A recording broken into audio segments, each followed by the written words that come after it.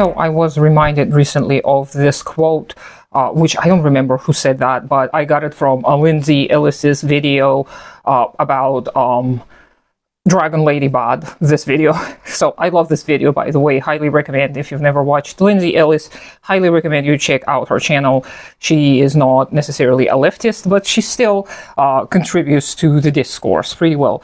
So, and this is the quote that I was reminded of, that power does not corrupt, it reveals. And I've been thinking about this for some years. Ever since I heard that quote for the first time a few years ago, I've been thinking about the meaning behind it, because it's not just that power doesn't corrupt, it reveals.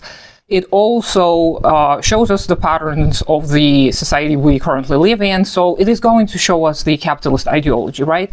And this is what I always want to remind people of, that when we think about the possibilities for ourselves, when we think about the possible proletarian state, immediately people start thinking of dictators, evil, bad people who get too much power.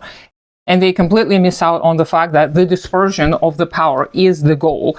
And that power, again, if you think about it in your own interpersonal relationships, in your own life, you will see that it is not power that makes you bad. There is nothing in this world that single-handedly can make you bad. It is the combination of circumstances, environments, personal trauma, etc., that is going to lead to certain outcomes.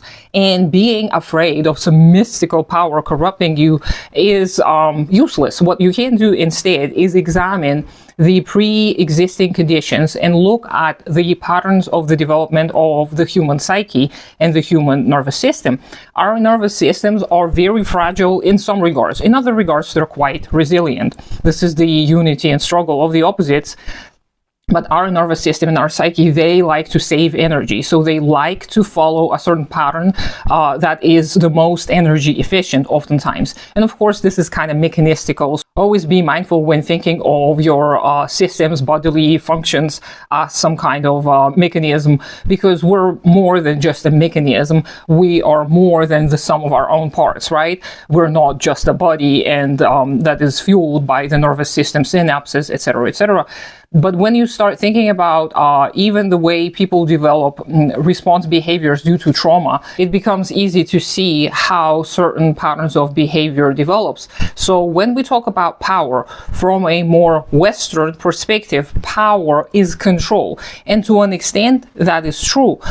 When you're able to control something, manipulate it in a direct sense, not manipulate in a negative sense, this is you exerting some form of power over something else. So if you take an object and you're able to manipulate it the way it is intended to, or in any other way, then you have control and power over the said object. But power is not just being able to control something. Power is also understanding, learning the patterns of the object itself, in order to understand how to manipulate it so that it performs the best. And also in the process of understanding, in the process of uncovering the traits of a certain object, you actually start adjusting yourself to this object, so you and the object start working in a tandem. So it is a power dynamic where you may be exerting power over something else, but in return this object changes you and the way you operate in the world as well. You adjust necessarily to be the most effective at whatever it is you're doing. And it's the same with people's relationships. You do not just force people into doing what you want them to do.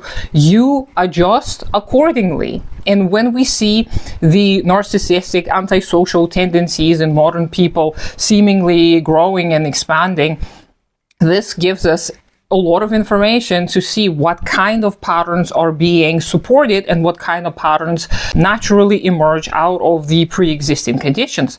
And again, I know it's the old story of you change the conditions and the people are going to follow suit, the ideology is going to follow suit. Yes, it is easier said than done, but what we also have to remember is how the small steps, the incrementalism actually works when you work with yourself. When you as an individual subject start noticing your own patterns of behavior, your own fears, your own fragments, when you start looking into the possible underlying causes of your own behavior, this is when you're able to actually exert real power, because this is when you will notice that not only it is you who have some kind of force to change something in a minuscule manner, but you also have the ability to adjust your own behavior so that you reach your goals. And all of this is to say that power is going to reveal and illuminate the issues that the person may have experienced in the past that now they may be overcompensating for. So the patterns of behavior can be a subject to change. And also, it is not the power itself. It is you being able to finally project into the world something that you have been hiding from yourself. And this is the aspect that many people don't understand, that a lot of the fears are apparent in many people who exhibit all kinds of cruel behavior. If a person has not been given enough love and care and support when they were children, they're going to be hoarding resources, because they will, deep down in their unconscious, they will believe that this is going to let them manipulate other people. But in reality, you cannot truly force and manipulate people into doing as you please. Yes, on the surface you can do that. People are going to do what you tell them if you pay them enough money, but they're not going to actually want to do that. So you will always know, if you are trying to force people, you will always be reminded that this is a very limited resource that you're trying to exploit. And this reminder is what drives people completely insane.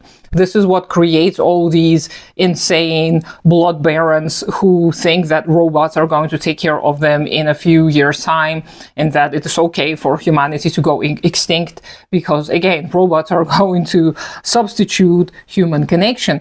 But deep down, they're afraid. Deep down, they're little children who have not been taken care of. And again, I'm not going to sit here and cry for the bourgeoisie, but when you understand these patterns of behavior, you understand that this all can be changed. And that, yes, it is unfortunate that people like this exist. And yes, it is terrible that we have to live in such conditions that are dehumanizing, that make us into these evil manipulators, but that we have the power to resist. We have the ability to adjust our behavior in accordance with not just what we have, but what we can envision. We can start building this new ideological truth, at least, and then start taking steps into making it into the material reality that we share. And this is what I continuously advocate for. You have to do your ideological work together with any type of organizing you're doing. Things are not going to magically fall into place. You have to implement your praxis into your theory. You have to check your theory using your praxis.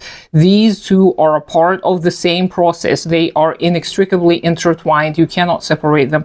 You can overcome a certain part of that spiral of that process, but you can never just get rid of one completely and just purely have one side of things. It is impossible in a multifaceted world. If you get rid of one side, then the other side is going to collapse too. So you have to look at the movement of the matter, of the substance. You have to observe yourself, your own behavior, and how it responds to different changes. So do not be afraid of power corrupting you. Do not be afraid of power corrupting whoever. Be aware of the institutions that are trying to fearmonger and convince you that people are so different that we will never be able to build something together. This is a lie that has been proven even by anthropologists to be such. So look into the history of humankind and see that power has not corrupted so many different peoples throughout the history of humankind.